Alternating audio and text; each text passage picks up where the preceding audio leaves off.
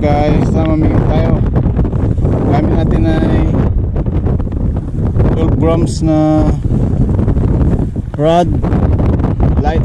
Tapos ang line natin ay braided line na 15 grams. Tapos ang lure natin ay red head na 2 hook. Ayan, try natin kung may mahuli. Lightweight lang yung ano natin. Gamit natin fishing reel ngayon, tsaka rod. So yun guys, dito na naman tayo sa tagpuan spot. Try natin dito.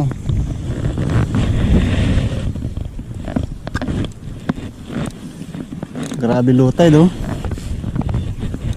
Mahaba ng tubig.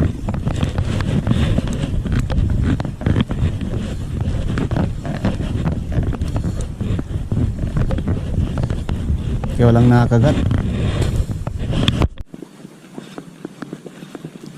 Tsaga-tsaga lang. Ganun talaga ang pagpipishing. Kailangan mahabang pasensya.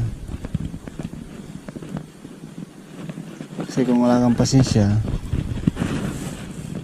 huwag ka na mag-fishing. Kasi ang pagpipishing, ano lang to, pastime lang. Just for fun. Just for fun lang. Eh mahuli man wala, at least na-enjoy mo yung oras mo. Ganun ang fishing. Kasi kadalasan naman pag may nahuhuli ako, pinamimigay ko lang din naman. Kaya ginagawa ko lang libangan yung pagpipishing talaga. Lalo pag ganito na day off ko.